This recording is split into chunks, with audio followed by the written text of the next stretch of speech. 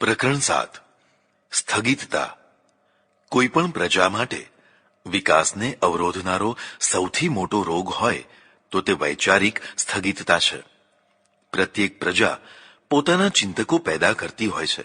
આ ચિંતકો પ્રજાના સમષ્ટિ મસ્તિષ્કનું નિર્માણ કરતા હોય છે. અર્થાત પ્રજાએ કેવું વિચારવું, કેટલું વિચારવું, કઈ દિશાનું વિચારવું વગેરે આ ચિંતકોના ચિંતન પ્રભાવથી સ્થિર થતું હોય છે. આ કારણે આપણે પ્રત્યેક પ્રજાની અલગ અલગ વૈચારિક ખાસિયતો જોઈ શકીએ છીએ. ચિંતકો બે પ્રકારના થતા હોય છે. એક, પાછળના ચિંતકોથી સજ્જડ બંધાઈને તેમના નિશ્ચિત કરેલા વિચારોને દ્રઢ કરનારા, અને બે, પ્રાચીન કાળના વિચારકોની ત્રુટિઓ, ક્ષતિઓ, અપૂર્ણતાઓ વગેરેને સ્પષ્ટ કરીને વર્તમાન અને આવનારા વિશ્વ માટે નવું ચિંતન આપનારા. ભારતમાં બહુ પ્રાચીન કાળથી ચિંતકો થતા આવ્યા છે. મુખ્યતઃ આ ચિંતકો બ્રાહ્મણ વર્ણમાંથી થયા છે. ઇતર વર્ણમાંથી નહીં જેવા ચિંતકો થયા છે, અને જે થયા છે તેમના ચિંતનને જલ્દી સ્વીકૃતિ નથી મળી. ઘણા લાંબા સમય પછી તેમની કેટલીક વાતો સ્વાનુકૂળ બનાવીને સ્વીકારાય છે. ઇતર વર્ણમાંથી ચિંતકો ન થઈ શકવામાં તેમની પોતાની અક્ષમતા કારણ નથી, પણ ધર્મ વ્યવસ્થા કારણ છે.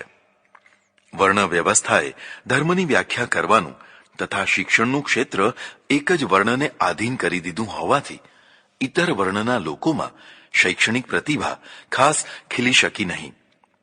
આ કારણે પૂરા સંસ્કૃત વાગ્મયમાં બ્રાહ્મણેતર વર્ણો ખાસ ફાળો આપી શક્યા નથી. પ્રાચીન કાળમાં ચિંતકો મુખ્યતઃ બ્રાહ્મણ વર્ણમાં થવાનું એક બીજું પણ કારણ છે. ચિંતન માટેની નિશ્ચિત ભાષા તથા તેના દ્વારા જ રજૂઆત કરવાની પદ્ધતિ. જે લોકભાષા ન હતી પણ દેવભાષા હતી, અર્થાત થોડા જ માણસો માટેની ખાસ ભાષા હતી, તેવી સંસ્કૃતની ભાષા ચિંતનની વાહક બની. બ્રાહ્મણેતર વર્ણોનો આ ભાષા ઉપર ખાસ અધિકાર ન હતો, એટલે ધર્મમાન્ય, રાજમાન્ય અને લગભગ સમાજમાન્ય ભાષાથી વંચિત રહેલો વર્ગ પોતાના ચિંતનને રજૂ ન કરી શક્યો અથવા પ્રસરાવી ન શક્યો, કારણ કે પ્રસરાવવાનું એકમાત્ર ક્ષેત્ર વ્યાસપીઠ હતું, જે સંપૂર્ણતઃ પ્રથમ વર્ણના હાથમાં હતું. પ્રથમ વર્ણ પ્રજા માટે ચિંતન કરતો, પુસ્તકો રચતો અને રચેલા પુસ્તકોને ઋષિમુનિઓના પ્રભાવી રંગમાં રંગીને વ્યાસપીઠ ઉપર બેસીને વ્યાખ્યાન કરતો. ચિંતનથી માંડીને વિચારોના પ્રસરણ સુધી માત્ર એક જ વર્ણ પૂરેપૂરો ભાગ ભજવતો હોય તો તેનું શું પરિણામ આવે તે સહજ રીતે કલ્પી શકાય છે.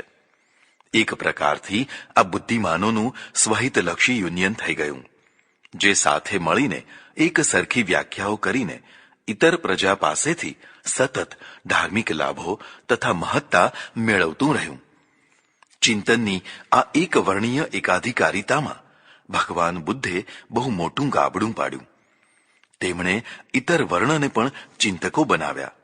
એટલું જ નહીં, ચિંતન માટેની દેવભાષાની જગ્યાએ લોકભાષા, માતૃભાષાને સ્થાન આપ્યું. બૌદ્ધ કાળમાં બ્રાહ્મણ, ક્ષત્રિય, વૈશ્ય અને શૂદ્ર પણ ચિંતકો થઈ શક્યા છે. ભાષા પ્રજાજીવન ઉપર બહુ મોટો પ્રભાવ ધરાવનારું તત્વ છે. તમે ગમે તેટલા વિચારક હો, પણ જો તમને અંગ્રેજી ન આવડતું હોય તો તમે વિકાસના સર્વોચ્ચ શિખર સુધી પહોંચી જ ન શકો. આજે પણ ભારતમાં એવા ભારતીયો છે જે પોતાના પ્રવચનો માત્ર અંગ્રેજીમાં જ કરે છે.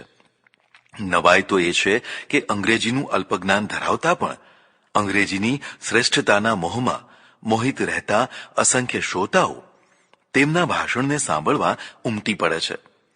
આ જ પ્રવચન જો લોકભાષામાં કરવામાં આવે તો વક્તા પોતાની વાતને સારી રીતે રજૂ કરી શકે, શ્રોતાઓ સારી રીતે ગ્રહણ કરી શકે, પણ તો વક્તાનું ગૌરવ તથા શ્રોતાઓનું પણ ગૌરવ ઘટી જાય. આડંબરી સમાજ અથવા લઘુતા ગ્રંથિથી પીડાતો સમાજ ચિંતનને મહત્વ આપવાની જગ્યાએ તેના માધ્યમને એટલે કે ભાષાને તથા ચિંતકને જન્મજાત ધાર્મિક શ્રેષ્ઠતાને મહત્વ આપતો હોય છે. આ કારણે આપણે ત્યાં સામાન્ય ચિંતકોએ ચિંતનને એક તો સંસ્કૃત ભાષામાં નિબદ્ધ કર્યું અને બીજું તેમણે પ્રસિદ્ધ ઋષિઓના નામે નિબદ્ધ કર્યું. મારું બોલેલું કોણ માનવાનું હતું? આ લઘુતા ગ્રંથિએ પોતાનું બોલવું કોઈ અવતાર, ઋષિ, મુનિ કે આચાર્ય વગેરેના મુખમાં મૂકી દીધું. હવે મારી વાત મારી ન રહેતા વસિષ્ઠની થઈ ગઈ, વ્યાસની થઈ ગઈ કે રામ અને કૃષ્ણની થઈ ગઈ. લોકો આજે લડી પડે છે કે રામાયણમાં શ્રી રામ આમ બોલે છે અને ગીતામાં શ્રી કૃષ્ણ આમ બોલે છે, તે શું ખોટું છે? તેમને કોણ સમજાવે કે આ બધા ગ્રંથોમાં રામ કે કૃષ્ણ નથી બોલતા, પણ તેમના માધ્યમથી લેખક બોલે છે. અને લેખક પણ પ્રસિદ્ધ રૂપથી જે મનાય છે તે નથી, પણ કોઈ અન્ય જ છે. આવું થવાનું મૂળ કારણ શું છે?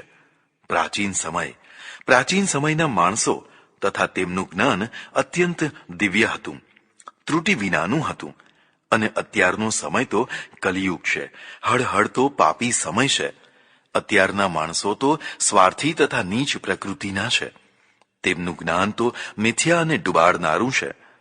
વર્તમાન પ્રત્યે સતત ઘોર અણગમો બતાવવો, ભવિષ્ય હજી આનાથી ભયંકર આવવાનું છે એવી નિરાશા બતાવી, અને માત્ર પ્રાચીનતા જ દિવ્ય હતી, ભવ્ય હતી તેવું ઠસાવવું એ લગભગ ધાર્મિકતાની સ્થિર થઈ ગયેલી ઘરેડ છે. એટલે વર્તમાન માણસોના કથન ઉપર લોકો એટલો ભરોસો નથી કરતા જેટલો સેંકડો વર્ષ ઉપર થઈ ગયેલા માણસોના કથન ઉપર કરે છે. ચિંતન આ રીતે ભવિષ્યને જોવા, સમજવા કે માપવાનો પ્રયત્ન ન કરતા માત્ર પ્રાચીનતાની અહોભાવના તથા વર્તમાનની હીનતા જોયા કરે છે. શું ઋષિ મુનિઓની અલગ કોઈ જાતિ હતી?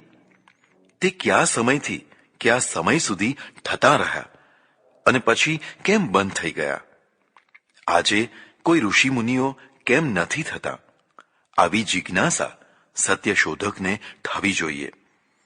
તે જો પ્રાચીન કાળના વેદાદિ ગ્રંથોનું અનુશીલન કરશે તો તેને જણાશે કે ઋષિ મુનિઓની અલગ કોઈ જાતિ ન હતી, પણ મોટા ભાગે તેઓ ધાર્મિક વિધિવિધાનો, શિક્ષણ અને ધર્મ વ્યાખ્યા કરનારા પ્રારંભિક બ્રાહ્મણો જ હતા. તેઓ જંગલમાં તથા નગરોમાં પણ રહેતા. બહુપત્નીઓનો તે સમય હોવાથી પત્ની અથવા પત્નીઓ તથા બાળકો પણ સાથે રાખતા.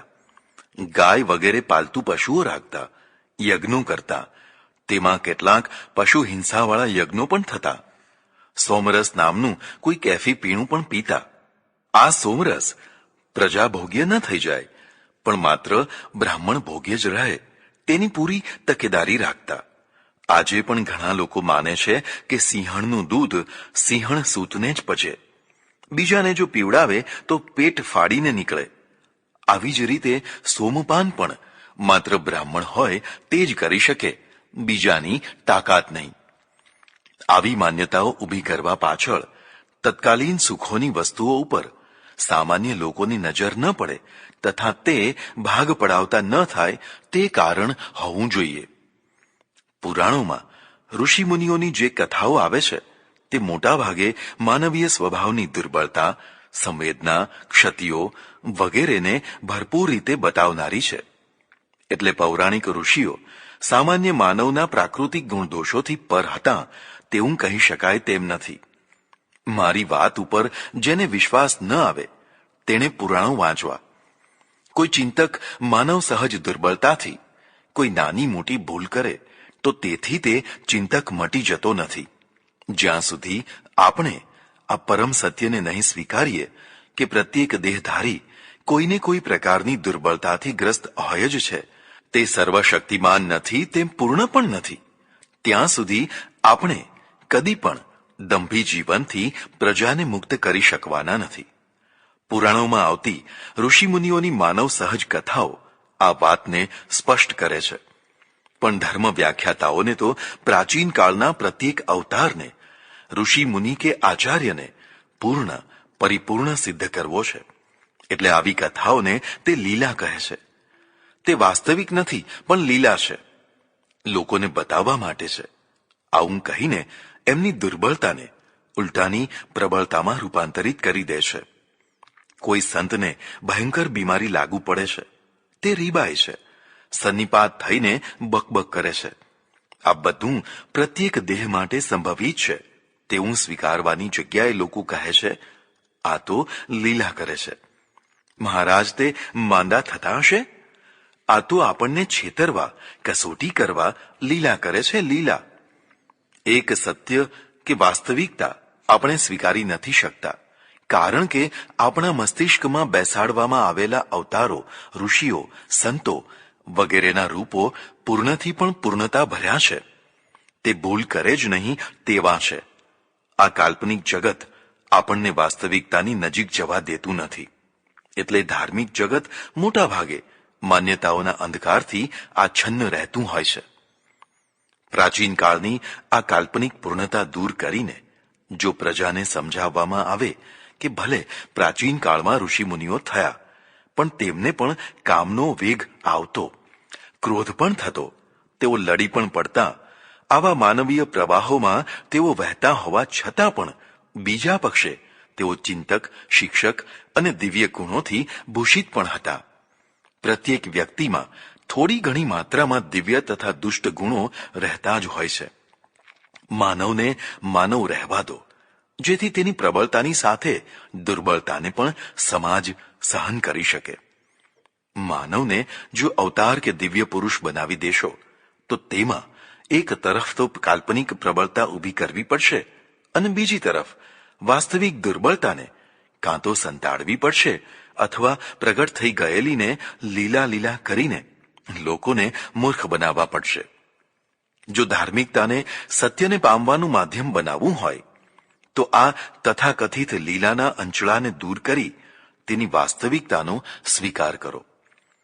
ઋષિ મુનિઓ લોકોત્તર અદ્ભુત દિવ્ય પૂર્ણ માણસો હતા તેવું માનવા કરતાં તે પણ તે સમયના મુખ્ય માણસો હતા તથા શક્તિ તથા પરિસ્થિતિ પ્રમાણે પ્રજાને જ્ઞાન વિજ્ઞાનના ક્ષેત્રમાં તથા ધાર્મિક સામાજિક ક્ષેત્રમાં દોરવણી આપતા હતા. તેમનું જ્ઞાન પહેલું અને છેલ્લું ન હતું, પણ પ્રવાહની સાંકળની કડીઓમાંની એક બે કડીઓ જોડનારું હતું. ઉત્તર કાળમાં થનારા નવા નવા ચિંતકોએ તેમાં જ્ઞાન વિજ્ઞાનની નવી નવી કડીઓ જોડવાની જ હોય છે. જ્ઞાન અનંત છે, તેને કદી પૂર્ણ વિરામ હોતું નથી. એટલે ઋષિ મુનિઓ પણ અનંત છે. આજે પણ જે મૌલિક ચિંતન મનન કરે છે તે ઋષિ છે. દુર્ભાગ્યવશ આપણે આ રીતે વિચારી શકતા નથી, એટલે આપણે સ્થગિત થઈ ગયા છીએ. આપણે માનીએ છીએ કે વેદ ઈશ્વરીય ગ્રંથ છે. બીજા સંપ્રદાયો માટે પણ લગભગ કોઈ ઈશ્વરીય પુસ્તકની આવી જ વાત છે. તમામ સત્યો તેમાં છુપાયેલા છે. તેથી વધુ કોઈ મહાન ગ્રંથ નથી. તમામે તમામ વિદ્યાઓ તેમાંથી જ નીકળેલી છે. આપણે સદીઓ સુધી વેદો સાથે બંધાઈ ગયા. પ્રત્યેક નિર્ણય, પ્રત્યેક આચાર વેદ પ્રમાણિત છે કે નહીં તે નક્કી કરતા રહ્યા અને વેદોના નામે જ પશુ હિંસાવાળા યજ્ઞો પણ કરતા રહ્યા. આજે પણ કાલી માતાને બલિદાન આપનારા પ્રાચીન શાસ્ત્રોની જ દુહાઈ ક્યાં નથી આપતા? એ ઈશ્વરીય વેદો દ્વારા તો આપણે પ્રજાના 3/4 ભાગને શૂદ્ર, મહાશૂદ્ર અને ચાંડાલ બનાવ્યો છે. કોઈ એ પ્રત્યક્ષ હાનિકારક સમાજ વ્યવસ્થાને બદલવા માંગે છે તો તરત જ વેદનું પુરુષ સૂક્ત તથા ગીતાનું ચાતુર્વર્ણ્ય મયા સૃષ્ટમ વાળું વાક્ય સંભળાવી દેવામાં આવે છે. આવું સંભળાવીને આપણે આપણો ક્ષય કરી નાખ્યો. પોતાના જ માણસોને પોતાના નથી બનાવી શકતા. અરે, હવે તો પોતાના જ માણસો શત્રુ થવા માંડ્યા છે. પણ આપણે સ્થગિત થઈ ગયા છીએ. પુરુષ સૂક્ત અને ગીતા કંઈ ખોટા ન હોય, ભલે ને આપણો નાશ થઈ જતો હોય. સ્થગિતતાથી પ્રજાનો એક વર્ગ ગુંગળાવા લાગતો હોય છે, એટલે પ્રત્યેક સમુદાયમાં સુધારકો ઉત્પન્ન થાય છે. આપણે ત્યાં સુધારકો માટે ઘણી ઉત્તમ ભૂમિકા રહી, કારણ કે ધાર્મિક જનૂન, કટ્ટરતા ઘણી ઓછી રહી. ચારવાક કે બૌદ્ધ વગેરે વેદોની નિંદા પણ કરી શકતા, તેમ છતાં તેઓ જીવિત રહી શકતા. આનું મૂળ કારણ વૈચારિક ઉદારતા કરતાં વૈચારિક દ્રઢતાની અસ્પષ્ટતા તથા શક્તિ પ્રયોગની ઉદાસીનતા છે. બીજું કારણ ધાર્મિક વૈચારિક ક્ષેત્ર મુખ્યતઃ પ્રથમ વર્ણ પાસે હતું અને પ્રથમ વર્ણ માટે ધર્મ એ આજીવિકાનું માધ્યમ હતો. એટલે પ્રબળ સુધારકોની પ્રબળ છાયા જ્યારે પ્રજાના મોટા ભાગ ઉપર ફરી વળે છે ત્યારે તેમના દ્વારા થતી આજીવિકાને ગુમાવવા કરતા તેમની સાથે સમાધાન કરી લેવાનું વલણ તેમનામાં વિકસ્યું દેખાય છે. બૌદ્ધ કે જૈન સાથે પ્રબળ વિરોધ કરીને અંતે બુદ્ધને અવતાર માનવામાં સમાધાન થઈ જ ગયું. જૈનોની લગ્નાદિ વિધિ હમણાં સુધી બ્રાહ્મણો કરાવતા હતા. સાંઈબાબા, રામદેવ પીર અને બીજા કેટલાય પીરોને આપણે સ્વીકારી લીધા છે. જો ધર્મ આજીવિકાનું માધ્યમ ન હોત તો આવા સમાધાની વલણની જગ્યાએ સંઘર્ષનું વલણ તીવ્ર થયું હોત તો બહુ મોટો રક્તપાત થયો હોત, જેવો યુરોપ વગેરે દેશોમાં થયો.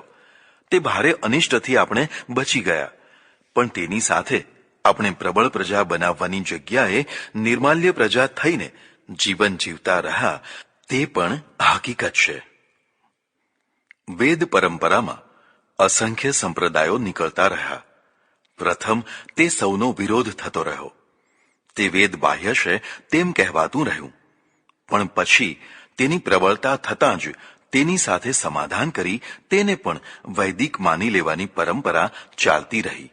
આ રીતે એક જ વેદના અનુયાયી તરીકે પરસ્પરમાં અત્યંત વિરોધી એવા અસંખ્ય સંપ્રદાયો અહીં થઈ શક્યા છે, થઈ રહ્યા છે. તે આપણી ઉદારતા નથી, પણ લાચારી જ છે કે આપણે તેને રોકી શકતા નથી, એટલે પછી સ્વીકારી લઈએ છીએ. વૈદિક ધર્મના નામે અહીં શું નથી થતું?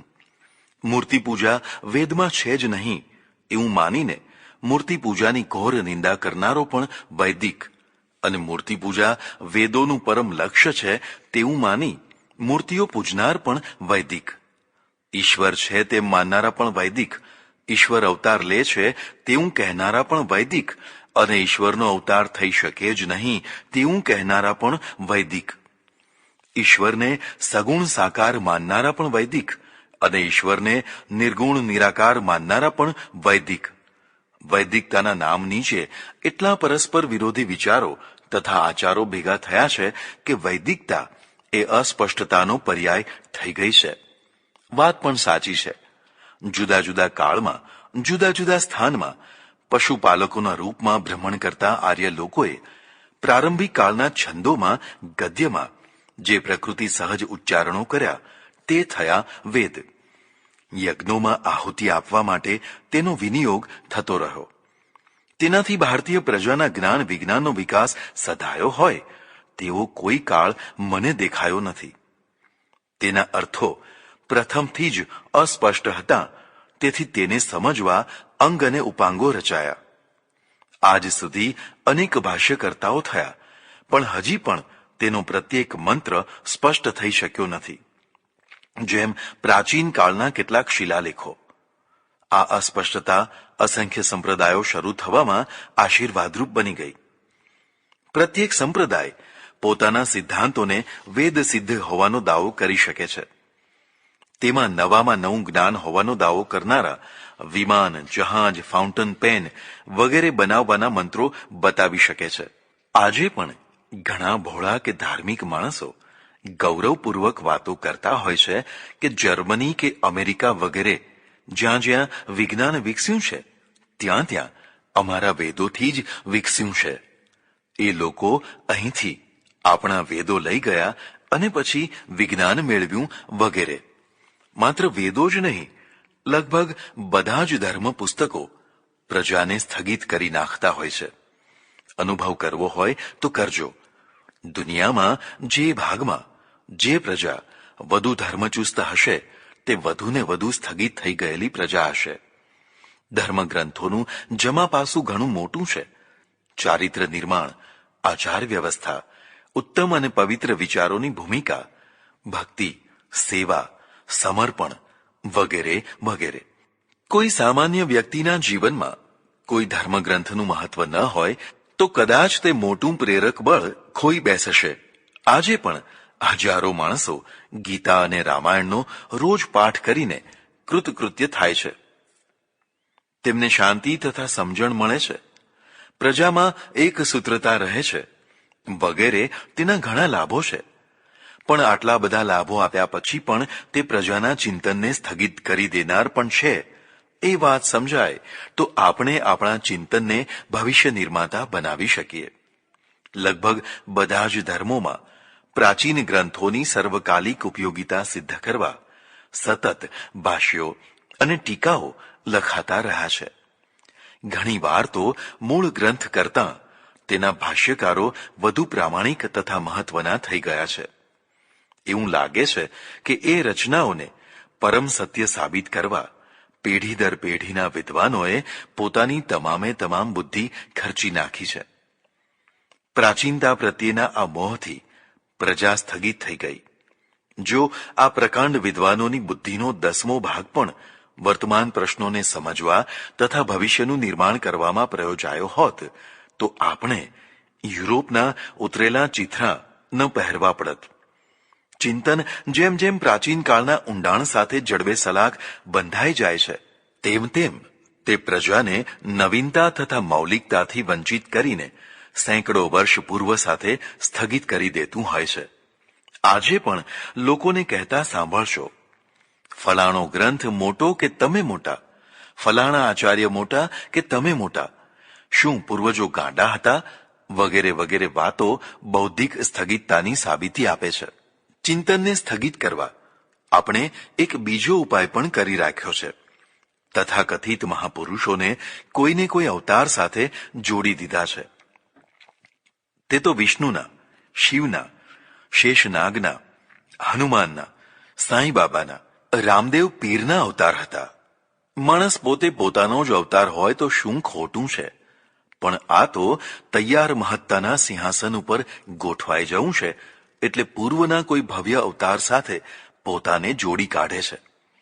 હમણાં ચિત્રો સાથે મારા વાંચવામાં આવ્યું કે નવયુગનું નિર્માણ કરવાનો દાવો કરનાર એક વ્યક્તિ પોતાને કબીર, રામદાસ અને રામકૃષ્ણ પરમહંસનો અવતાર બતાવી રહી છે. થોડા સમય પહેલા એક કથાકાર એક બહેનને સાથે લઈને દેશ વિદેશ ફરતા અને લોકોને સમજાવતા કે હું રામકૃષ્ણ પરમહંસ છું તથા આ સ્ત્રી શારદામણી દેવી છે. કેટલાય લોકો પોતાની જાત માટે કેટલીય વિભૂતિઓનો દાવો કરી લોકોની મૂર્ખતાના ભોગે પોતાની શ્રેષ્ઠતા સ્થાપિત કરી શકે છે. હિન્દુ પ્રજાને ધાર્મિક અંધકારમાં ધકેલવાનું કામ અવતારવાદે ખૂબ સારી રીતે કર્યું છે. આ અવતારની ભ્રમણા હજી પણ લોકોના મગજમાંથી નીકળતી નથી. તમે તમારો જ અવતાર છો, સૌ પોતપોતાના જ અવતાર છે, બીજા કોઈના નહીં. આ અવતારવાદે વ્યક્તિવાદને ચગાવ્યો એટલે અત્યંત સામાન્ય માણસ પણ બહુ સરળતાથી પોતાને ભગવાન જાહેર કરી શકે છે. જેને કોઈ પટાવાળાની નોકરીમાં પણ ન રાખે તે હજારો લાખોનું ગુરુ મહારાજ થઈ શકે છે. ગુણ અને વિદ્યાનું મહત્વ ક્યાં રહ્યું? પ્રાચીનતા પ્રત્યે વધુ ને વધુ સ્થગિત કરનારા મોટા દિવ્યાત્મા થઈ પૂજાય તો મૌલિક અને નવું ચિંતન કેવી રીતે પાંગરે? આપણે ત્યાં સદીઓથી અવતારો ઉપર અવતારો થતા આવ્યા છે. બધા જ અવતારો ભારતમાં જ થયા છે. અત્યારે તો એક સાથે અસંખ્ય ભગવાનો ભારત ભૂમિમાં વિચરી રહ્યા છે.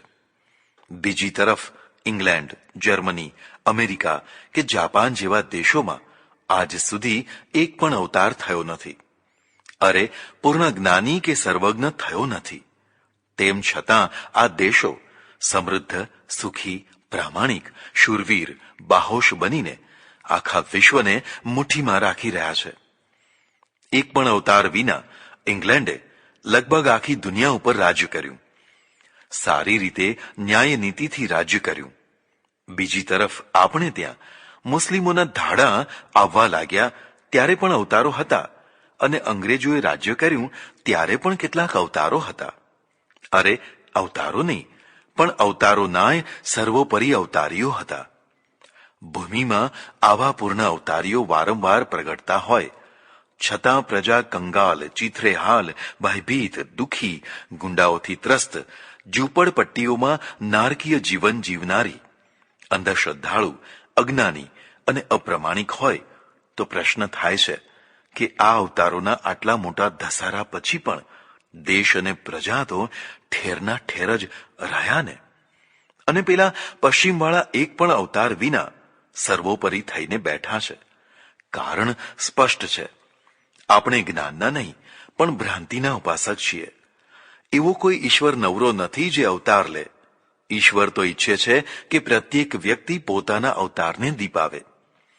પશ્ચિમના લોકોએ પોતાના અવતારને દીપાવવાનું કામ કર્યું, એટલે પ્રજા તથા દેશ દીપી ઉઠ્યા. આપણે પ્રજા તથા દેશના ઉદ્ધાર માટે આકાશ તરફ જોયા કર્યું. આકાશમાંથી તો કોઈ ન આવ્યું, પણ ધરતીમાંથી ઘણા માણસોએ આકાશમાંથી આવ્યાનો દાવો કર્યો. પ્રજાની મૂર્ખતાનો લાભ ઉઠાવવાની કળા જેની પાસે હતી તે અવતાર તરીકે સફળ પણ રહ્યા. હજી આજે પણ આવી રીતે આ દેશ તથા પ્રજા અવતારોથી ધમધમી રહ્યા છે, કારણ કે ધાર્મિક ચિંતન સ્થગિત થઈ ગયું છે. આપણી પાસે વિદ્વાનોની લાંબી પરંપરા તો છે, પણ લગભગ પ્રત્યેક વિદ્વાન પોતાના પૂર્વજ વિદ્વાન સાથે જડાઈ ગયેલો છે, એટલે તેનું ચિંતન પૂર્વની મિથ્યા વાતોને પણ સાચી ઠરાવવાની દલીલો આપવામાં ખર્ચાય છે, નવું શોધવામાં નહીં. વિદ્યા આ રીતે મરી જતી હોય છે. આપણા કરતાં પણ યુરોપ ધર્મના નામે વધુ સ્થગિત થઈ ગયું હતું. નવું વિચારી જ શકતું ન હતું. જે કાંઈ વિચારવાનું, નિર્ણિત કરવાનું હતું તે બધું ધર્મગ્રંથમાં આવી ગયું છે. વિશ્વના આદિથી અંત સુધીની બધી વાતો તેમાં વિચારાય છે. તેથી જુદું વિચારવું તે શૈતાની પ્રક્રિયા છે. પ્રજા આ રીતે સ્થગિત થઈ ગઈ હતી. આ સ્થગિત પ્રજાના સેંકડો વર્ષ એવી માન્યતાઓ તથા રૂઢિઓમાં વીત્યા કે આજે તો તે નિતાંત હાસ્યાસ્પદ લાગે. આજે આપણને લાગે કે શું યુરોપની પ્રજા આવું પણ માનતી હતી?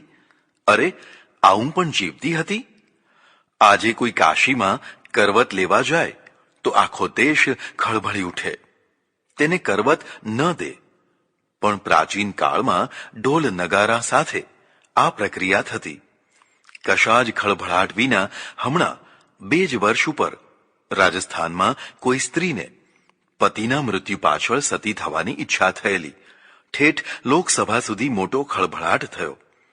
પણ પ્રાચીન કાળમાં તો આવી સેંકડો સ્ત્રીઓ મંત્રવિધિઓ સાથે બાજતે ગાજતે સતી થતી.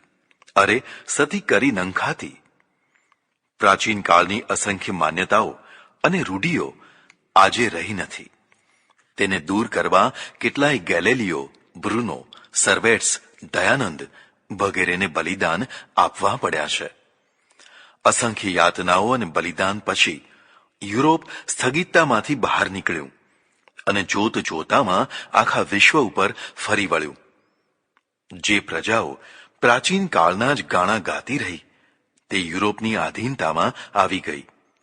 ચિંતનની સ્થગિતતાએ તેમને પરાધીનતાની બેડી પહેરાવી દીધી. ભારતની પ્રજા સેંકડો વર્ષોથી ઉપરાઉપરી વિદેશીઓથી હારતી રહી, કારણ કે તે સ્થગિત થઈ ગયેલી હતી. વિદેશીઓ સામે કોઈ 1-2 વાર તે ટક્કર લઈ શકી કે જીતી શકી, તો પણ પોતાની જીતને કાયમ ન રાખી શકી. જીવનના પૂરા ક્ષેત્ર ઉપર મૌલિક ચિંતન કરી જ્યાં જ્યાં તે સુધારવા જેવું હોય તેને તે સુધારી ન શકી, કારણ કે સ્થગિતતાની શિલા તેના ગળામાં પડી હતી. ફાહિયાન, યુએન સંગ, ઇત્સિંગ જેવા જ્ઞાન પીપાસુઓ તો અહીં આવતા રહ્યા, પણ અહીંથી કોઈ વિદ્વાન અરબસ્તાન, ચાઇના, ઇજિપ્ત કે જાપાન ગયો એવું જાણ્યું નથી, કારણ કે આપણે આપણા પૂર્ણ જ્ઞાનની ભ્રાંતિમાં સ્થગિત થઈ ગયા હતા. હિન્દુકુશ, ખૈબર અને બોલન વગેરે માર્ગોથી ગ્રીકો, ઈરાનીઓ, તુર્કીઓ, અફઘાનો, શકો, હુણો, સિરિયનો વગેરે તો આ દેશ તથા પ્રજાને ઘમરોળવા આવતા રહ્યા, પણ અહીંનો કોઈ સેનાપતિ કે સમ્રાટ એ જ રસ્તે બહાર જઈને ગ્રીસ સુધી કે બગદાદ સુધી પહોંચ્યો હોય તેવું સાંભળ્યું નથી. શૌર્યનો અભાવ તેમાં કારણ નથી, પણ બૌદ્ધિક સ્થગિતતાના તેમાં કારણ છે. યુરોપની પ્રજા ધર્મની સ્થગિતતાના ધૂંસરાને ફગાવી શકી. મુસ્લિમ પ્રજાનો ધર્મ જ રાજકીય મહત્વકાંક્ષાવાળો હોવાથી દૂર દૂર સુધી રાજ્યનો ઝંડો લહેરાવવામાં પ્રેરક બન્યો. જ્યારે ભારતના મુખ્ય 3 ધર્મો તથા પેટા સંપ્રદાયો રાજકીય મહત્વકાંક્ષાને ઠંડી પાડી દેનારા, આત્મલક્ષી, નિવૃત્તિપરાયણ અને ઈચ્છાહીનતાના પોષક હોવાથી રાજા, સેનાપતિ અને પ્રજા પોતપોતાના નાના નાના કુંડાળામાં જ સંતુષ્ટ તથા ધન્ય થઈ રહ્યા હતા. સિકંદર કે નેપોલિયન થવાની જગ્યાએ ભિક્ષુ કે સંન્યાસી થવાનું પસંદ કરતા હતા. કહેવાની જરૂર નથી કે આના કારણે ન તો પોતાનું રક્ષણ કરી શક્યા, ન પ્રજાનું રક્ષણ કરી શક્યા, ન ધર્મનું રક્ષણ કરી શક્યા, ન મંદિરોનું રક્ષણ કરી શક્યા.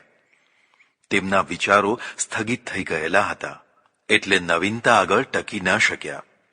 થોડા ઉદાહરણો લઈએ. વિશ્વ જ્યારથી થયું અને જ્યાં સુધી રહેશે ત્યાં સુધી પ્રાણી માત્રમાં, અરે પ્રક્રિયા માત્રમાં યુદ્ધનું અસ્તિત્વ રહેવાનું જ. સજ્જનતા, ઉદારતા, આદર્શો, ઉચ્ચ મૂલ્યો વગેરે હોવા જ જોઈએ, પણ તે બધું શક્તિની પીઠિકા ઉપર. શક્તિ વિના તે વધુ હાસ્યાસ્પદ જ નહીં, આત્મવિનાશી પણ બનતું હોય છે. યુદ્ધ માટેની અતૈયારી, અધૂરી તૈયારી, ઉતરતા શસ્ત્રો, ઉતરતા સૈનિકો તથા ઉતરતા સેનાપતિઓ, ઉતરતા ગુપ્તચરો, ખોટા સલાહકારો તથા અનિર્ણાયક નેતાઓ, આ બધું જાણે આપણા માટે સેંકડો વર્ષોના ઇતિહાસનું એક ધાર્યું ચાલ્યું આવતું બખડજંતર છે. હજી આજે પણ આની આ જ પ્રક્રિયા ચાલી રહી દેખાય છે. આજે પણ નવા શસ્ત્રોની પહેલ પાકિસ્તાન કરે છે. આપણે તો તેની પાછળ સમોવડિયા થવા દોડીએ છીએ. આગળ નીકળી જવાની તો વાત જ ક્યાં રહી. યુદ્ધ તથા શસ્ત્રો સંબંધી આપણું ચિંતન આજે પણ અસ્પષ્ટ તથા પરિસ્થિતિના દબાણથી થનારું છે. ઈચ્છાહીનતા તો આપણો મૂળ રોગ છે જ. તેને વધુ પડતા અહિંસાવાદના આદર્શનો સંપુટ મળ્યો. કેટલાક તો આદર્શની પરાકાષ્ઠાને જ પરમ રાષ્ટ્રહિત, જગતહિત માનતા થયા. હવે આપણે શું લડવાના હતા? જંગલમાં હિંસક પ્રાણીઓ આગળ. અહિંસક પ્રાણીઓનો ઇતિહાસ એ આપણો ઇતિહાસ ન થાય તો બીજું શું થાય? આપણે ભલે હિંસાવાદી ન થઈએ, પણ હિંસા આપણને ખાઈ જાય તેટલા અહિંસાવાદી પણ ન થઈએ. હિંસા કે અહિંસા માટે આપણું જીવન નથી, પણ આપણા સમગ્ર પ્રજા જીવનના હિત માટે હિંસા તથા અહિંસા છે. જ્યાં જેવી જરૂરત જણાય ત્યાં તેવો પ્રયોગ થાય તો કલ્યાણ થાય. સુરક્ષાનો સૌથી ઉત્તમ ઉપાય આક્રમણ છે. આક્રમણ કરવાની સતત ક્ષમતા વધારતા રહેવું તથા શત્રુને શક્તિ વધારવાની તકો ન આપવી. જો તકો મળી હોય તો તેને યોગ્ય પ્રક્રિયાથી તોડી પાડવી એ સુરક્ષા માટેનો ઉપાય છે. શક્તિહીન થઈને બેસી રહેવું, શત્રુની શક્તિને વધવા દેવી, પછી ભૂંડી રીતે પરાજિત થવું કે દબાઈ જવું, અને પછી ઊંચા આદર્શોની હતી એની એ જ વાતો કરવી, આ સ્થગિતતા છે, જે પ્રજાને હંમેશા અસુરક્ષિત તથા અનિશ્ચિત ભવિષ્યવાળી બનાવે છે. શરીર, આરોગ્ય, આયુષ્ય, સંતાન વગેરે ક્ષેત્રોમાં પણ આપણું ચિંતન સ્થગિત થઈ ગયેલું છે. પ્રત્યેક વ્યક્તિને તેના પૂર્વના કર્મ પ્રમાણે શરીર મળે છે. અર્થાત શ્રીમંતને ત્યાં, રાજાને ત્યાં, ભિખારીને ત્યાં, ઉચ્ચ સંસ્કારી ઘરમાં કે પછી હીન સંસ્કારી ઘરમાં તે પોતપોતાના કર્મો પ્રમાણે જન્મે છે. પૂર્વના બાકી રહેલા કર્મો ભોગવવા માટે જન્મે છે. તેને સૌંદર્ય, આરોગ્ય, સ્વભાવ, સમૃદ્ધિ, યશ, રોગ, મૃત્યુ વગેરે પૂર્વના કર્મોને આધીન થઈને મળે છે. આવી રૂઢ માન્યતાઓ આપણી સાથે સજ્જડ જડી દેવાય છે. તે ઢીલી ન થઈ જાય એટલે અસંખ્ય ધર્મ પુરુષો પૂર્વના કર્મોની ફિલસૂફીનું જૂનું ગાણું જૂના રાગમાં ગાયા જ કરે છે. પૂર્વના કર્મોના નામે ફેલાયેલો અંધકાર વધુ ને વધુ ગાઢ બનાવાઈ રહ્યો છે. ખરેખર તો આ આખા સ્થગિત થઈ ગયેલા ચિંતનને નવીનતાની જરૂર છે, જેથી પ્રજાના મૂળભૂત પ્રશ્નોનું સભાનતાથી નિરાકરણ કરી શકાય. કોઈના જન્મને અટકાવી શકાય છે, રોકી શકાય છે, નાશ કરી શકાય છે. અરે, એક ઉદરમાંથી બીજા ઉદરમાં ફેરવી શકાય છે. જન્મ એક કુદરતી પ્રક્રિયા છે. તેનું સચોટ વિજ્ઞાન છે. કાર્યકારણ ભાવ છે. પરમેશ્વરે સૃષ્ટિને ચાલુ રાખવા માટે પ્રત્યેક પરમાણુના કરોડમાં ભાગ ઉપર મૂકેલા નિશ્ચિત સ્વભાવથી, નિયમથી આ પ્રક્રિયા અવિરત ચાલી રહી છે. આ પ્રક્રિયામાં માણસ પોતાના વિજ્ઞાનનો ઉમેરો કરીને તેમાં થોડો ફેરફાર કરી શકે છે. એટલે જન્મને તે અટકાવી શકે છે તથા પરિવર્તન પણ કરી શકે છે. આવું જ આરોગ્યના ક્ષેત્રમાં છે. પ્રત્યેક રોગ પૂર્વના કર્મોથી નથી થતો, પણ આપણી ભૂલો, અસંયમ તથા અસ્વચ્છતા ભર્યા વાતાવરણથી થાય છે. ઉચિત ઉપાય કરીને રોગને રોકી શકાય છે તથા રોગ થયો હોય તો રોગમુક્ત થઈ શકાય છે. સંતાન ન થવામાં નિશ્ચિત શારીરિક કારણો હોય છે. સ્ત્રી અથવા પુરુષનો કોઈ પણ શારીરિક દોષ હોય તો હવે તેને સમજી શકાય છે તથા કેટલાક દોષો દૂર પણ કરી શકાય છે. આ વૈજ્ઞાનિક અભિગમવાળું ચિંતન પડતું મૂકીને તે પૂર્વે ઘણાના વંશ ઉજ્જડ કર્યા છે, એટલે હવે આ જન્મે તારો વંશ રહેવાનો નથી એવી વાતો કરી દાજેલાને ડામ દેવો તેનું નામ ધાર્મિકતા ન કહેવાય. મા બાપ આરોગ્યવાળા સશક્ત હોય તો બાળક પણ આરોગ્યવાળું સશક્ત થાય, પણ મા બાપ જ જો રોગીષ્ઠ અને દુર્બલ હોય તો બાળક પણ તેવું થશે જ. માતા પિતાનું સૌંદર્ય તથા આનુવંશિક ગુણો દુર્ગુણો બાળકોમાં થોડાક અપવાદો સિવાય આપોઆપ ઉતરી આવતા હોય છે. માતા પિતામાંથી એકની આંખ ત્રાંસી હોય તો બાળકમાં પણ તેવી આંખ ઉતરી આવતી હોય છે. આ જ કારણે આપણે ગાયો વગેરે પશુઓના વંશને સુધારવા સફળ પ્રયત્ન કરી રહ્યા છીએ. જર્સી સાંઢથી થયેલી ગાય વધુ દૂધ તથા વધુ સમય માટે દૂધ આપે છે તે પૂર્વના કર્મોને કારણે નથી આપતી, પણ વંશ સુધારણાના કારણે આનુવંશિક ગુણોથી આપે છે. આવું જ કેરી, કપાસ, ઘઉં, બાજરી, ચોખા વગેરે તમામે તમામ વસ્તુઓના વંશને સુધારીને આપણે મબલખ તથા ઉત્તમ પ્રકારની વસ્તુઓ મેળવીએ છીએ. આ વૈજ્ઞાનિક અભિગમ છે, તેથી પ્રજા સમૃદ્ધ તથા સુખી થાય છે. અસંખ્ય પ્રયત્નો કરવા છતાં પણ આપણે કુદરતના પૂરા રહસ્યો જાણી શક્યા નથી, એટલે આપણા પ્રયત્નોમાં ક્ષતિઓ તથા અપૂર્ણતા રહેવાની જ. તેને દૂર કરવા અથવા ઓછી કરવા આપણે સતત સાધના કરતા રહેવું જોઈએ. પૂર્વના કર્મો માનીને સ્થગિત થઈ જવું ન જોઈએ. ક્ષયરોગ આપણે ત્યાં વર્ષોથી ચાલ્યો આવતો હતો અને માણસો રીબાઈને મરતા હતા. પૂર્વના કર્મોનું આશ્વાસન અને સમાધાન મેળવીને આપણે આપણા જ વહાલા માતા પિતા ભાઈ ભાંડુઓને મરવા દેતા હતા. પશ્ચિમમાં લોકો પૂર્વના કર્મોમાં માનતા જ ન હતા, એટલે તેમણે તો પ્રત્યેક રોગ કે અન્ય દુઃખને પુરુષાર્થથી હટાવવાની એક જ દિશામાં કામ કરવાનું હતું. તે મંડ્યા બરાબર જોર કરીને અને અંતે ટીબીની દવા શોધી કાઢી. લાખો માણસો આજે બચી ગયા છે અને બચી રહ્યા છે. આમ જ plague, cholera, malaria, heart, kidney, મરડો, ધનુર્વા, હડકવા વગેરે વગેરે અસંખ્ય રોગો ઉપર સતત અનુસંધાન કરીને સફળ દવાઓ શોધી છે. પ્રજા તેનો પૂરો લાભ ઉઠાવે છે. જે બધું પૂર્વના કર્મોથી થતું મનાતું હતું તે હવે આપણા નવા કર્મોથી સુધરતું જોઈ શકાય છે. ચરક અને સુશ્રુત જેવા મહામનીષીઓ અહીં થયા. તેમણે આરોગ્યના ક્ષેત્રમાં બહુ મોટો ફાળો આપ્યો. ઘણી દવાઓ તથા નિદાન માટેના નિશ્ચિત લક્ષણો તેમણે આપ્યા, પણ પછી આપણે તેમને ઋષિ બનાવ્યા. એટલું જ નહીં, તેમને ભગવાન પણ બનાવ્યા. હવે આપણું ચિંતન સ્થગિત થઈ ગયું, કારણ કે ભગવાન પૂર્ણ હોય તે ભૂલ કરે જ નહીં. આપણે આરોગ્ય સંબંધી વિજ્ઞાનને ચરક સુશ્રુતના ખીલે બાંધી દીધું. હવે તે આઉટડેટેડ ન થાય તો બીજું શું થાય? આયુર્વેદની દિવ્ય વાતો કરનારા લોકોને તો કડવા ઝેર જેવા ચૂરણ ફકાવે છે, પણ પોતે માંદા થાય તો જસલોકમાં દાખલ થઈ જાય છે. આવી સ્થગિતતાએ આયુર્વેદને હાનિ પહોંચાડી છે. પ્રજાની સમૃદ્ધિનું મૂળ વ્યાપાર ઉદ્યોગ છે. આપણે બંને ક્ષેત્રે સ્થગિતતાને પસંદ કરીએ છીએ.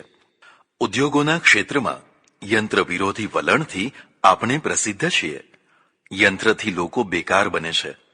એ જ કામ યંત્ર વિના માનવ શ્રમથી કરવામાં આવે તો ઘણા માણસોને રોજી મળી શકે તેવો નિશ્ચિત પૂર્વગ્રહ આપણા ઉત્તમોત્તમ ચિંતકોના મસ્તિષ્કમાં બેઠો છે.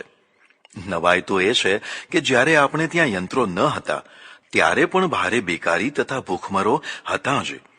યંત્રો આવ્યા પછી તે ભૂખમરો વધ્યો નથી, પણ ઘણા મોટા પ્રમાણમાં ઘટ્યો છે.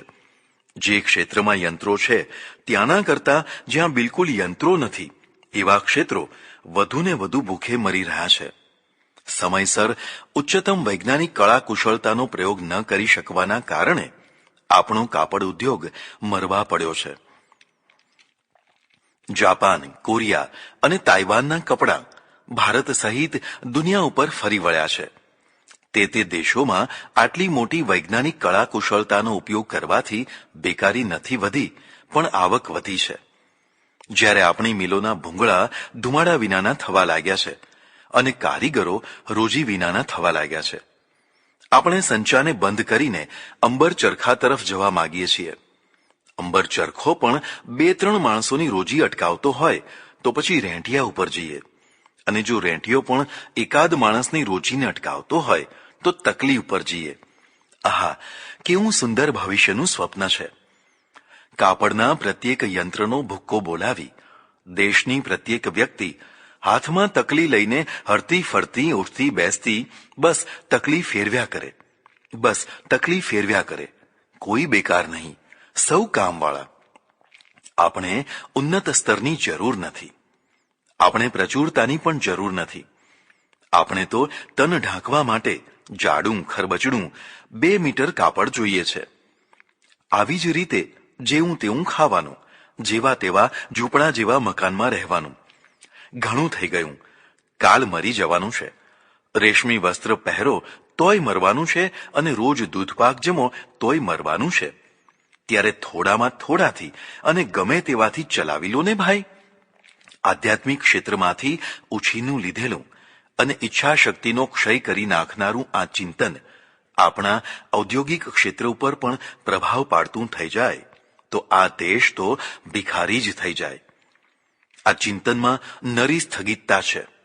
તેથી પ્રજા જડ મસ્તિષ્કવાળી, અતિ સંતોષી અને પછાતમાં પછાત થઈ જશે. જેવું કાપડના ક્ષેત્રમાં મશીનની જગ્યાએ માણસથી કામ લઈને ઘણા માણસોને રોજી આપવાનું આપણે વિચાર્યું, તેવું જ જો પ્રત્યેક ક્ષેત્રમાં વિચારીએ તો આવું ચિત્ર થઈ શકે. એક પાતાળ કૂવામાંથી પાણી કાઢવા માટે 50 હોર્સ પાવરની મોટર જોઈએ છે. તેની જગ્યાએ જો મોટર કાઢી નાખીને 200 માણસોને પાણી કાઢવા માટે લગાડ્યા હોય તો 200 માણસોને રોજી મળે. એક બસ ચલાવવા આવી જ રીતે 100-200 માણસોને જોડી દેવામાં આવે તો કેટલા બધા માણસોને રોજી મળે. અને રેલવેના એન્જિનને પણ વરાળ કે વીજળીથી ન ચલાવતા માણસોથી ચલાવીએ તો ના ના ના, પણ તેના કરતા પ્રાચીન કાળના વણજારાની પોઠો શું ખોટી. બંધ કરો રેલવે તથા ટ્રકોને, ચાલુ કરો વણજારાની પોઠોને. ઓફિસોમાં ઓફિસરો માટે પંખો ખેંચનારો એક માણસ રખાતો. વીજળીના પંખા આવતા તે બિચારાની રોજી ઝૂંટવાઈ ગઈ છે. બંધ કરો આ વીજળીના પંખા અને બેસાડી દો પાછો પેલા પંખા ખેંચનારને. અરે, વીજળીના જનરેટરો જ બંધ કરો ને. ઠેઠ બિહારથી મોંઘો દાટ કોલસો લાવવો અને મોંઘી દાટ વીજળી ઉત્પન્ન કરવી, તેના કરતાં દિવેલનું કોડિયું શું ખોટું. આ ખાતરના કારખાના, આ તેલની રિફાઇનરીઓ, આ પોલાદના કારખાના, આ રસાયણના કારખાના, આ પ્લાસ્ટિક તથા સોડા વગેરેના કારખાના કરો બંધ. કારણ કે તે પ્રદૂષણ વધારે છે, બેકારી વધારે છે. પાછા ફરો, વીજળી વિના, યંત્ર વિના, માત્ર માણસના હાથથી થઈ શકે તેવા ઉદ્યોગો તરફ પાછા વળો. આ નવા ઉદ્યોગો અને યંત્રો તો માનવ જીવનનું સત્યાનાશ વાળી નાખશે. હજી આજે પણ આ પ્રકારનું વિચારનારા છે. ઉદ્યોગોમાં નવામાં નવી કુશળતા તેમને ગમતી નથી, એટલે કેટલાક આકર્ષક લાગતા વાક્યોનો તેઓ પ્રયોગ કરે છે. યંત્ર માનવ જીવન ઉપર ફરી વળવું ન જોઈએ. માણસને યંત્રનો દાસ બનાવવો નથી, વગેરે. આનો શું અર્થ છે? શું અમેરિકા, જાપાન કે જર્મનીનો માણસ યંત્રનો દાસ છે? અને શું પંચમહાલનો આદિવાસી યંત્રના દાસપણાથી મુક્ત છે? શું આપણે પંચમહાલના આદિવાસી ક્ષેત્ર જેવી સ્થિતિનું નિર્માણ કરવા માંગીએ છીએ? પ્રત્યેક નવી કાર્યકુશળતાનો આવી રીતે અટકાવ કરનારું ચિંતન વિકાસ માટેની ઉબેટ છે. આપણે વિકસિત વિશ્વથી કેટલા વર્ષ પાછળ જીવવા માંગીએ છીએ? 100, 200 કે 500? જે યંત્રોનો 40 વર્ષ ઉપર વિરોધ કરવામાં આવ્યો હતો તે હવે સ્વીકારી લેવાયા છે. હવે ફરી નવા યંત્રોનો વિરોધ થઈ રહ્યો છે. આ નવા યંત્રો પણ જૂના થશે ત્યારે કહેવાશે કે ના ના, આવા યંત્રોનો અમે ક્યાં વિરોધ કરીએ છીએ. આવા યંત્રો તો જીવન માટે જરૂરી છે જ. આપણે નવીનતા માત્રનો, કળા કુશળતા માત્રનો વિરોધ કરીએ છીએ કારણ કે આપણું ચિંતન સ્થગિત થઈ ગયું છે. પણ યંત્રવાદથી ગામડા તૂટી રહ્યા છે. પ્રજા શહેર તરફ દોડી રહી છે અને શહેરો ઝૂંપડપટ્ટીઓથી નરકાગાર બની રહ્યા છે. તેનું શું?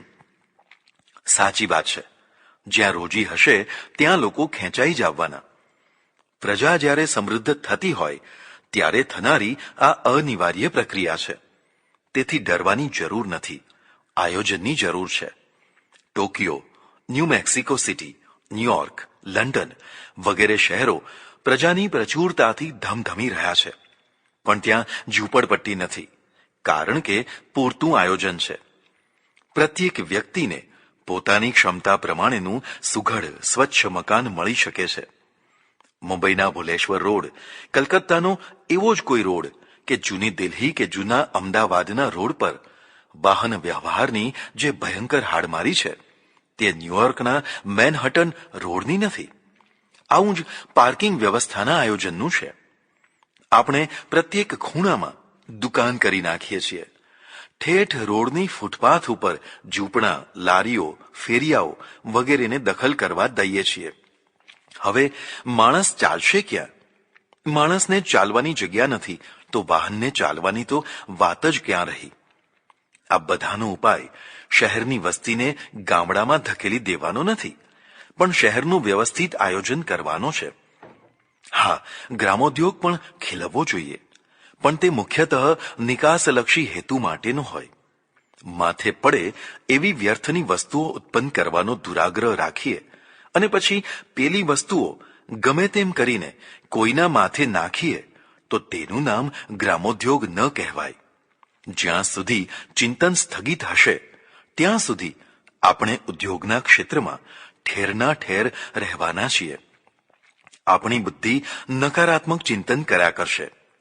ઉદ્યોગોથી પ્રદૂષણ થાય છે તે સાચી વાત છે, પણ તેથી કાંઈ ઉદ્યોગો બંધ કરવાના ન હોય. પ્રદૂષણ ન થાય, ઘટે તેના ઉપાયો વિચારવાના હોય. રેલવે કે વિમાનનો અકસ્માત થયો એટલે રેલવે કે વિમાનો બંધ કરી દેવાના ન હોય, પણ ફરી આવો અકસ્માત ન થાય તે માટે નવામાં નવી કાર્યકુશળતા વિચારવાની હોય. ચેર્નોબિલ અણુભઠ્ઠીમાં કંઈક ગરબડ થઈ કે ભોપાલમાં ગેસ લીકેજ થયો તેથી અણુ વીજળી મથકો બંધ કરી દેવાના કે નવા થતા અટકાવવાના ન હોય. પણ આવી ઘટના ફરી ન થાય તેની કુશળતા એટલે કે ટેકનોલોજી વિકસાવવાની હોય. વિકાસના ઉધાર પાસા હોય જ છે, પણ માત્ર તેનો જ વિચાર કરીને તેને અટકાવી દેવાનું કામ પ્રજાને કંગાળ, પછાત અને અંતે ગુલામ બનાવવાની દિશાનું કામ છે. હજી આજે પણ અહીંનો સોની ધાતુ પીગળાવવા મોટો દીવો કરીને વાંકી ભૂંગળીથી ફૂંક મારે છે. સુથાર, લુહાર, દરજી, મોચી, કુંભાર, ઘાંચી વગેરે એ જ જૂના સાધનો અને એ જ જૂની પ્રક્રિયાથી પોતપોતાના કામ કરે છે. ઘણા લોકોને આજે પણ તેલની મિલ કે બાટાની ફેક્ટરી નથી ગમતી. બસ પ્રજાને ધકેલો પાછળ, બળદની ઘાણી અને જૂનો ટીપાટીપ કરનારો મોચી આપણો આદર્શ છે. આ સ્થગિત ચિંતનનું પરિણામ છે. ભારતની ગરીબાઈ આ સ્થગિતતામાં મૂળ નાખીને બેઠી છે. પ્રજાના ચિંતકો જ્યારે બૌદ્ધિક રીતે સ્થગિત થઈ જાય છે ત્યારે તે માત્ર એક જ દિશામાં સ્થગિત નથી થતા, પણ જીવનની પ્રત્યેક દિશામાં સ્થગિત થઈ જાય છે. આપણા ધાર્મિક સ્થાપત્યો, ખાસ કરીને મંદિરોના સ્થાપત્ય જોજો. આજે પણ મંદિરો 1000-2000 વર્ષ જૂની ડિઝાઇન પ્રમાણે બંધાય છે. 1500-2000 વર્ષ પૂર્વે જેણે સ્થાપત્યનો ગ્રંથ લખ્યો છે અને તેમાં જે રીતની ડિઝાઇન બતાવી છે તે જ પ્રમાણે અત્યારે પણ થવું જોઈએ.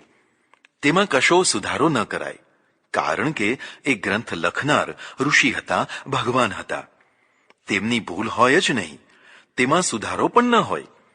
આવી માન્યતાથી આપણી સ્થાપત્ય કલાના મંદિરો અત્યંત ખર્ચાળ, ઘણો સમય લેનારા, ઘણા થાંભલાવાળા, ઘણા વજનદાર, ઓછી સગવડવાળા, અસ્વચ્છ રહેનારા તથા સાચવણી માટે ઘણી માથાકૂટ કરાવનારા થાય છે. કોઈ એક ભવ્ય ગણાતા મંદિરમાં જઈને અધ્યયન કરો. 100 કે 200 માણસો ભેગા થતાં જ ભીડ થઈ જાય છે. પ્રતિમાના દર્શન કરવા માટે પ્રત્યેક વ્યક્તિને નિશ્ચિત સ્થળે આવવું પડે છે. એટલે નિશ્ચિત સ્થળે આવવા લોકો ધક્કા મુક્કી કરે છે. પ્રથમથી ત્યાં ઉભેલા દર્શનાર્થીઓ ખસતા નથી. એક અશાંતિભરી અવ્યવસ્થા થઈ જાય છે. ઘોંઘાટ તો હોય જ. બાળકો અરે મોટાની પણ દોડા દોડી, પાણી, દૂધ, પુષ્પ વગેરે સામગ્રી ઢળવી, કચરાવી વગેરે પણ હોય જ. આ સ્થાપત્યને આધુનિકતમ બનાવી ન શકાય? કેટલાક સ્થળે બનવા પણ લાગ્યા છે.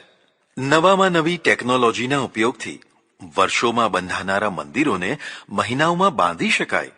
ઓછા ખર્ચે પણ તેને મજબૂત અને ભવ્ય બનાવી શકાય. ખાસ કરીને નિજ મંદિરની સામે એવો વિશાળ અને ભવ્ય હોલ બાંધ્યો હોય કે જ્યાં સેંકડો હજારો ભક્તો એકી સાથે બેસી શકે, પ્રાર્થના કરી શકે. પ્રત્યેક ખૂણાથી પણ પ્રતિમાના સરસ દર્શન થઈ શકે. ઓછામાં ઓછા થાંભલાઓ ઉપર ભવ્ય અને ભરપૂર સગવડોવાળી ઇમારતો કરી શકાય છે. પ્રજાના માનસ ચિંતનને જો મૌલિક થવા દેવામાં આવે તો ઘણું ભવ્ય થઈ શકે છે. મેં જોયું છે, મહાદેવના લિંગ ઉપર લોકો દૂધ ચઢાવતા હોય છે. આ દૂધ ગૌમુખીમાંથી બહારના ખાડામાં પડીને સડે છે, દુર્ગંધ મારે છે, કીડા પડે છે. દૂધ ચડાવવાની રીતને બદલી શકાય તો તે જ દૂધ મહાદેવને ધરાવીને બાલ મંદિરના બાળકો, અનાથ આશ્રમના બાળકો કે બીજી યોગ્ય જગ્યાએ મોકલી શકાય. આમ કરવાથી મહાદેવ કોપાયમાન થવાના નથી, પ્રસન્ન જ થવાના છે. આપણે પ્રત્યેક દિશાના ચિંતનને સ્થગિત ન કરી શકીએ તો પ્રત્યેક દિશામાં નવીનતાની માંગલિક ઉષા કસુંબી રંગની સાડી પહેરીને પ્રજાના વધામણા લેવા સ્મિત ભર્યા વદને પ્રતીક્ષા કરી રહી હોય છે.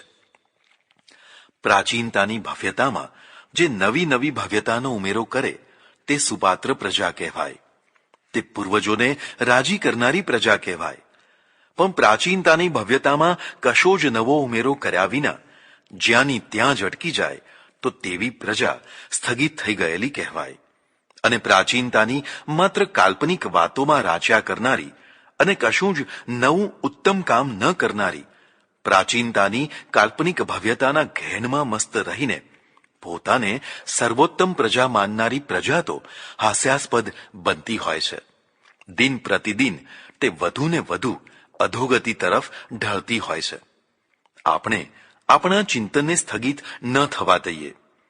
પ્રત્યેક દિશાની જ્ઞાન બારીને ખુલ્લી રાખીએ અને પ્રત્યેક ક્ષેત્રમાં વિશ્વને નવામાં નવી શોધખોળો, જીવન પ્રક્રિયા, જીવન વ્યવસ્થા આપીએ. સદીઓ જૂનો આપણને એક જ રોગ લાગુ પડ્યો છે, જેનું નામ છે સ્થગિતતા. જો આ રોગ દૂર કરી શકાય તો આપણું ભવિષ્ય ઉજ્જવળ છે. પરમાત્મા આપણા ચિંતકોને આ સ્થગિતતાના રોગથી મુક્ત કરે.